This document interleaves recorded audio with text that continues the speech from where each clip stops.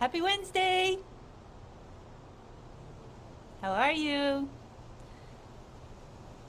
Hello! Happy Wednesday! How are you? Let me know. Say hello. I wish somehow in this thing that I could see my comments and the video next to each other. Facebook, get better, get as good as Zoom. I should do this via Zoom next time. So, anyway, hello, hello, hello. Happy Wednesday. I'm a few minutes early because I'm such a keener. So, good morning. Hello. Just waiting. Waiting. It's a interesting weather day here in Southern California today. People are demanding their sunshine tax refund because it's expensive to live here, and we expect perfect weather every day, and it's not. So today, I had a message earlier saying 5 miles down the road there was a hailstorm. It's very windy, so we'll see. But it's really nice to be outside, and I'm not made of sugar. There's a shelter here, so let's see what happens with the weather. So if you're here, I am early. If you're here, let me know. We have Pax. Pax is on the bone and the log today. We will see whether he makes any headway with that. And I have lots of things I want to share today, and I wrote them down on a note. Now I'm going to go and get them.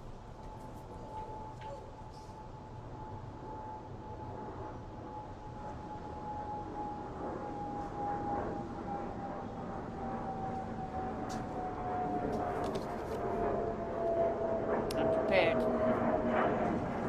Here we are. There's no way that's going to stay there. But let's see. There's one more minute to go. Just here. Outside. Good morning, Dara. It's raining there. Oh, yeah. Yeah. Rain in Baja. It will be raining here, I'm sure. Apparently there was a storm last night, but I didn't hear it. I played pickleball for 2.5 hours yesterday afternoon, so I slept like a baby. Hi, Trax. How are you? What is London dishing up weather-wise today? We can always talk about the weather, seriously. So I hope you're all feeling okay. It's the middle of the week. It's Wednesday. You know it's Wednesday. So in every workshop I have participated in or led, something happens on Wednesday. People go, because there's been new things, challenges, thoughts, ideas, and we also have this idea of like, well, I'm like halfway through, and you start to think about Friday. You start to think about it being over. And as I said, where you put the mind, the body follows. So if we decided like Wednesday is the best day ever. So every morning, Pax tells me, do you know what, Julie? It's going to be the best day ever today. And I say, how are you, Pax? Best day ever. Today's going to be amazing. He wakes up going, today's going to be amazing. Today's going to be best day ever. And I'm kind of with him on that. And a friend of mine, hey Michelle, how are you doing? You did some movement snacks to start your day today, Tracy. You're amazing. You're amazing. So how did it feel? So when I work with clients, I always recommend, experimentation is the best. You are your own researcher. Your life is the laboratory for you. And personally, I find that when I move in the morning, the whole of the rest of my day is better. It is better emotionally, mentally, physically, and especially for women in midlife, perimenopause, menopause. Our cortisol is really high in the morning. Everyone's cortisol is high in the morning. It's what gets us out of bed. It's what's like, seize the day. But when our energy and our resilience is maybe not at that perfect sweet spot of life that we want it to be, then The morning is when your demons are on you. It's when you have heightened anxiety. It's when, when I was going through perimenopause, I would just regularly wake up and cry. Like, sometimes I didn't even know why I was crying. And it's awful. And then you start to think like, well, this is how life is, and I'm just very sensitive.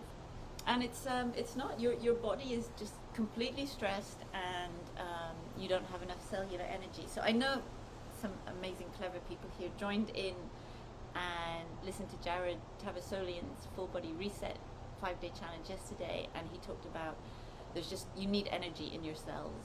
And so anyway, that all plays a part. So movement eases.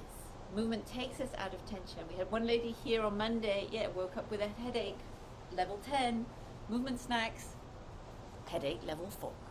So we carry tension. There's physical stress, there's mental stress. Just giving a few more minutes. So thank you. So let me know, do you have any questions? So what we're going to do today is, I'm going to look at different types of rolling. So we've done, Monday we did roll back. Yesterday we did egg rolls. Gotta love the egg rolls. Today I'm going to go through some arm rolls and some leg rolls, because some people told me they had achy shoulders and pains, and they were kind of curious about stretching. So stretching is an interesting one, and I believe there's value in all movement systems, in all sports, in all, and I know that like there's a lot of people who are like known for their methods of this and that, and a lot of these, like, I just have to generalize and say they're men with big egos and they need those ego and ambitions to kind of create those systems and do those things, and that's all wonderful. But I also don't appreciate people kind of bashing other systems, because there's always value. You can be the purist or whatever, but there's always value. So with regards to stretching, what I've learned and experienced is that what I think of stretching and what someone else thinks of stretching may be different. If you do something that you know is making your body feel good, then you should continue doing it. Like I said, you're running the show. You are your own research. How you live every day is your laboratory to explore and test. So what I've learned through people like John Sharkey, Joanne Avison, the Biotensegrity Network people who are all about fascia, and is that when we think we're stretching, what actually happens internally is we unfold. And in the same way with fitness, like I never had this kind of normal entry point into fitness. You know, I was a filmmaker, and I'm still a filmmaker, but you know, I came from creative industries, and I observed. I didn't enter with a dogma of anything. I was just a sponge. I was like, oh, that's interesting. Oh, that's cool. Oh, look at that, look at that, look at that. Like, think, process, like take, you know, what's of value, or like that makes sense, or and be prepared to change your mind. And so the same happened when I started learning more about the body and how it functions and how everything's connected. And I was at these events filming these dissections being led by John Sharkey and his team, who are currently rewriting the anatomy textbooks. So I think, you know, it's kind of exciting. It's a really exciting time for our understanding of that. You know, and also like in neuroscience, we're having, you know, neuroscience is validating what the Taoists have been teaching for thousands of years. It's a really great time for learning and exploring and finding out new things. So a lot of Pilates and yoga teachers were at these events, and they were like, well, what do you mean there's no stretching? So if you want to think of it as stretching, you can. So I don't believe that holding long static positions is a very kind of intuitive thing to do. So you never see a child do that. You never see an animal do that. So I'm much more into this kind of like pandiculation. I'm really, but then also there's movement when maybe you're looking static, but maybe your ability to then let go and ease and breathe. There's a lot of movement. So I used to do Tai Chi for a few years, and my God, like my movement looked very slow, but internally it was hectic. There was a lot going on, like, okay, release, like energy, release, So if you want to move and it feels good, Yoga has a very, very high injury rate, like way higher than parkour. And I believe that's because people like, there's this, kind of ego comparison thing where people are like, well, you have to go this far, and if you don't bend that way or that way. And again, just meet yourself where you're at and breathe. I'm much more interested in what you can do when your mouth is closed. And for a lot of people who found the water in the mouth really interesting, what this can do is, a lot of times I'll say to people like, oh, are you a nose breather or mouth breather? Say, oh, nose breather, okay. And then they do something with water in the mouth and they're like, oh wow, like that felt really different. It's like, okay, so you can think your mouth is closed, but your mouth isn't closed. And that makes a really, really big difference. And when you're holding the water in, there's no cheating, there's nowhere to hide. It's like balance. It's kind of like, well, you're either in balance, wobbling, or out of balance. You can't fake it, you can't style it out. It doesn't matter. That kind of frustration of learning. Like, I remember I went on a surf holiday with a boyfriend, and he was very lovely guy, very successful business guy in his career, and does amazing project, and he was so frustrated in his ability to not get the timing and the sequence of the pop-up on the surfboard. And he stood on the beach very honestly just going like, I've achieved so much in my life, like, why does this make me angry? And it's always like, well, it's just revealed. So it doesn't matter, there's nowhere to hide. There's nowhere to hide whether you're trying to surf, whether you're trying to breathe with water in your mouth, what you're doing. So anyway, welcome. Let me know if you have questions, because like I said, this is your week, and I'm going to do little video recaps of the movement sessions, and I'm saying that here to hold myself accountable, that I will then put those up on YouTube. So if you want to go in and kind of just see the moves, but really the ideas and the philosophies here are what are going to hopefully inspire you and stay with you and give you something to think about and have a different approach. If what you're doing is not working, if this just is a really nice add-on, then that's great. Take what works for you. I'm not in your life. I don't know, unless we're working one-to-one, I don't really know your story. I don't know what's happening with you, and I don't know what's best for you. And having that account and support and accountability is a game changer. To not be on your own as well. So let us begin after all of that. So breathe. Put the laptop down. Turn the notifications off. Don't have two screens running at the same time. Choose this time. Choose to value this time for you. You can invest in that, because when you don't, you know what happens? Like, it's going to bite you in the ass. So breathe. Choose your position. I'm going to go here and just reset, take inventory, think about where are you holding, where can you let go. Invite the melt in. Melting is not like, oh, I'm soft and flabby. A lot of women spend so much time like holding things in, holding the belly in, like, trying to hold the posture. Right now, F all that. Melt. Be. Relax. Let the floor support you.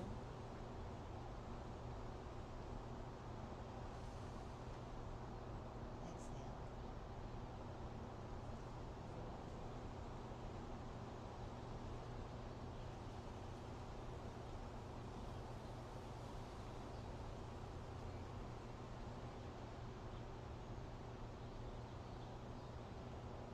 Let the busyness of the day quieten down. If you don't have space in your mind, the new ideas won't come in, the new realizations won't come in, the awareness won't come in, creativity won't come in. You need to create space. We're creating space as we relax and let go of tension, but we're also creating mental space. We're creating space for your life. And movement is for life. Movement is emotional. Movement is mind and body.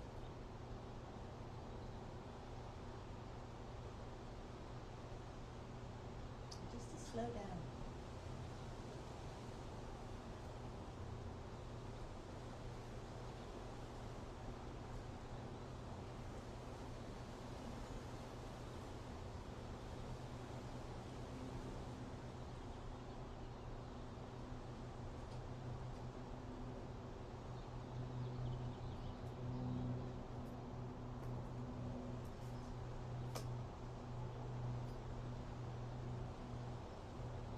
I just had to kind of like move my neck and realize that, okay, the right hand side of my body is more tight, the glute from yesterday afternoon. Fidget. Make yourself more comfortable. So many times we don't. So many times, you know, there's the cozy corner seat on the sofa with the nice fluffy blanket, and we go, oh no, I'll sit on the edge. And I always look at always think, what would Pax do? Pax will always go to the most optimal position for his well-being every single day.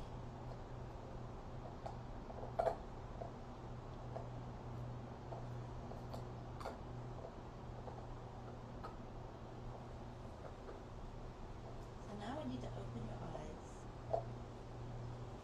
and retain that relaxation of the breath.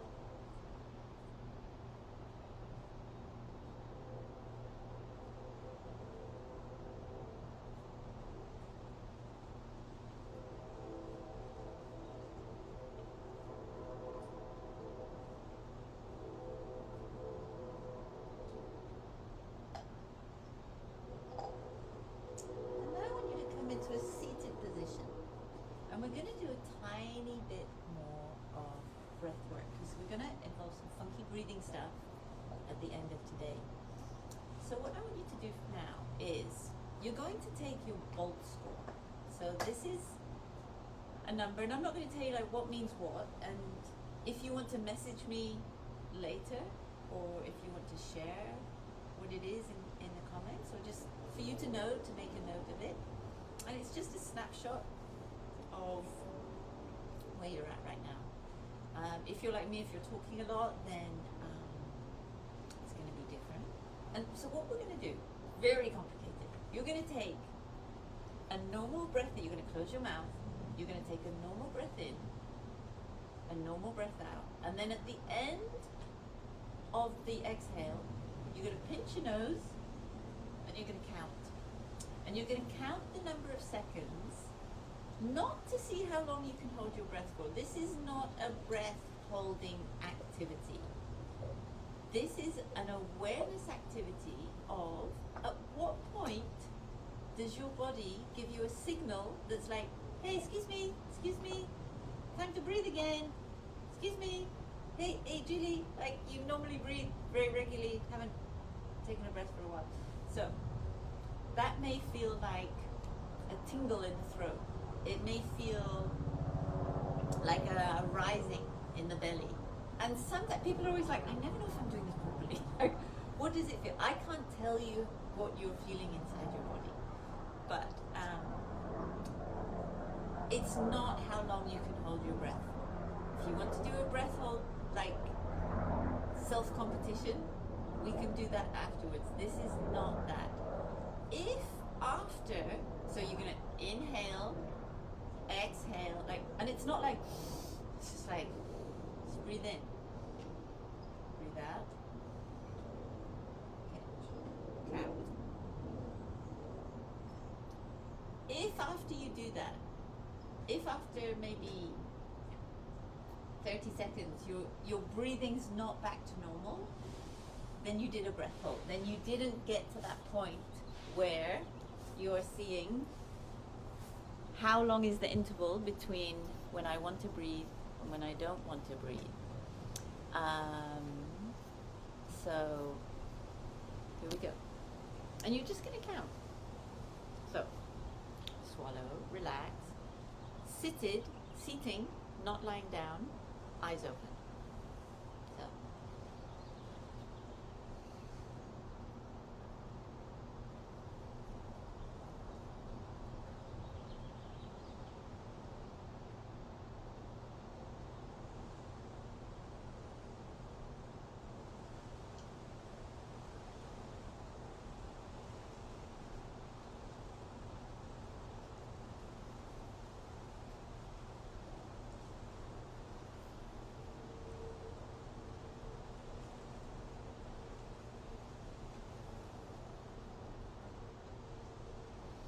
bear with me.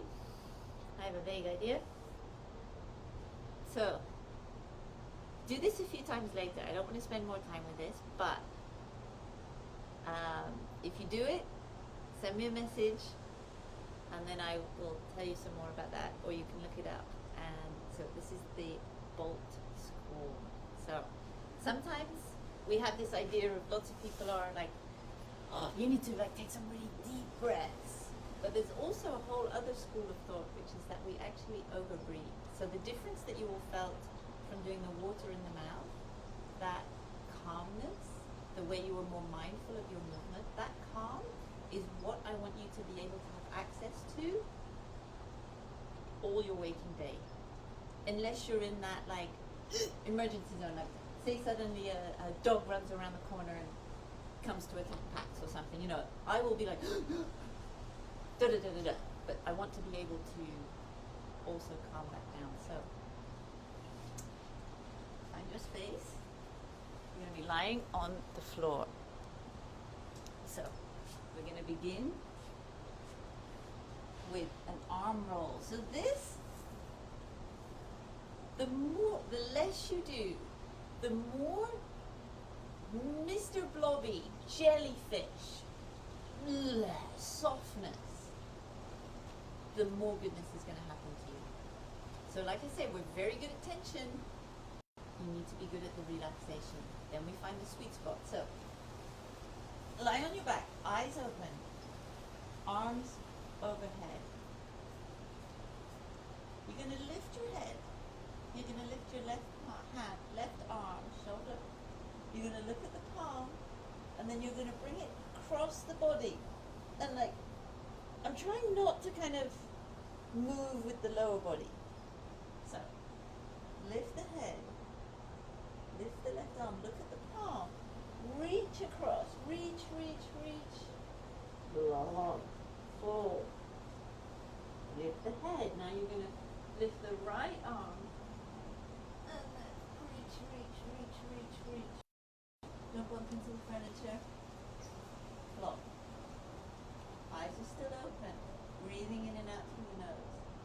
Lift. Reach across. Up. Over. Down.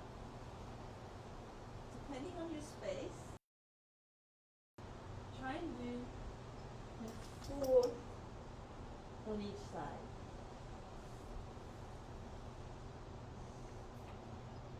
Hold on to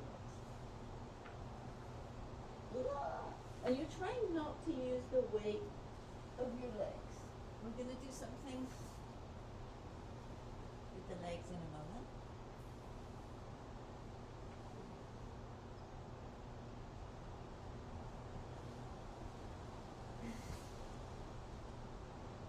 So like I said, like get really into this like lazy jellyfish. Like flopping. We don't have this idea that flopping is a good thing. And I'm telling you, it has a role to play, and it can be a good thing. So just do a few arm rolls back and forth. And now we're going to do same but different. So this time, instead of initiating that roll with the arm, we're going to initiate it with the leg. So you're going to start and just get comfortable there. Check that you can access that diaphragmatic breath from there. This time the head stays down. This is the heaviest part of the body, so the momentum will be there. So you're going to lift the leg, cross it over,